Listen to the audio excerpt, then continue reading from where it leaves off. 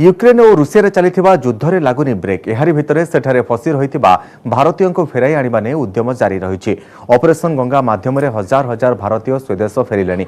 आज आउ 242 छात्र छात्री सुरक्षित भाव में दिल्ली फेरिछन्ति। सुरक्षित भाव में युद्ध प्रभावित अंचलरू फेरिथिबारु सरकार को धन्यवाद दैछन्ति।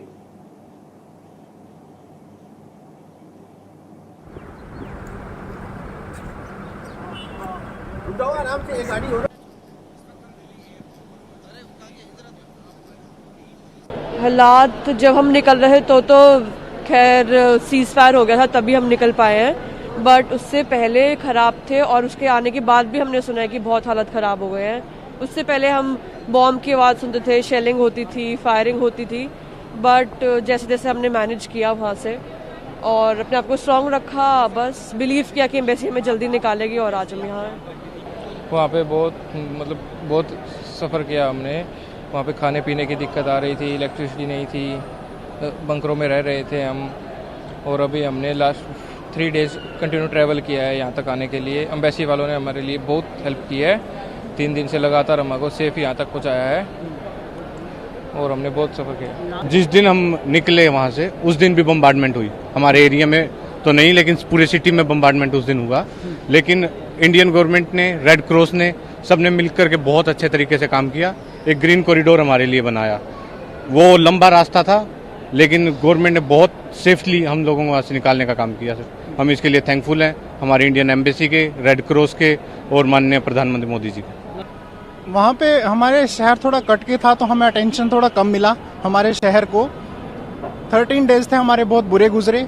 बट अंततः हमारे यहाँ पे यूनिवर्सिटी और प्रशासन के द्वारा हमारी हेल्प की गई और एम्बेसी की ओर से हमें थोड़ी सपोर्ट मिला। उसके बाद एंड में आके हमारे यशस्वी प्रधानमंत्री जी द्वारा हमें वहाँ से इवैक्यूएट किया गया। मैं अपने आप को काफ़ी सौभाग्यशाली फील कर रहा हूँ कि मैं आज अपने बच्चे को एक तरीके से दोबारा जन्म के रूप में पा रहा हूँ। ऐसा जैसा माहौल था वहाँ पर और जैसी परिस्थितियाँ बन चुकी थी, तो इन परिस्थितियों को देख करके हम घबरा गए थे कि बच्चे का नामुमकिन है। लेकिन मैं भारत सरकार का, अपने हिमाचल प्रदेश की सरकार का बहुत ही धन्यवादी हूँ, जिन्होंने इतना इनिशिएटिव लेकर के हमारे बच्चों की वैल्यू समझी, हमारे बच्चों के जीवन का मूल्य समझा और हमारी पीड़ा को समझा। मैं एक बार सभी लोगों का और आपकी एजेंसीज का जिन्होंने इतनी मदद की, जिन्होंने इतने इस परिस्थितियों को हाईलाइट किया, आपका भी धन्यवाद करते हैं। सर कॉन्फ्लिक्ट जोन था सुमी, वहाँ से निकलना बहुत भारी काम था, निकालना वगैरह। रोड भी टूटा हुआ था, रेलवे स्टेशन भी टूटा हुआ था। तब एम्बेसी और रेड क्रॉस ऑर्गेनाइजेशन है, उन्होंने अपनी मेहनत से निकाला, जो भी किया वगैरह। रूट वगैरह जो 3 घंटे का रूट था वो 12 घंटे में कवर किया हमने। और पोलैंड आते आते लगभग 36 घंटे के आसपास का टाइम लगा।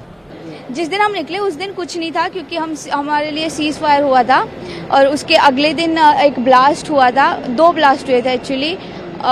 हाँ, और आई थिंक कंटिन्यूस बहुत सारे ब्लास्ट और शेलिंग वो सब हो रही थी। सूमी के हालात अच्छे नहीं है। सूमी से निकलना सबसे बड़ा टास्क था।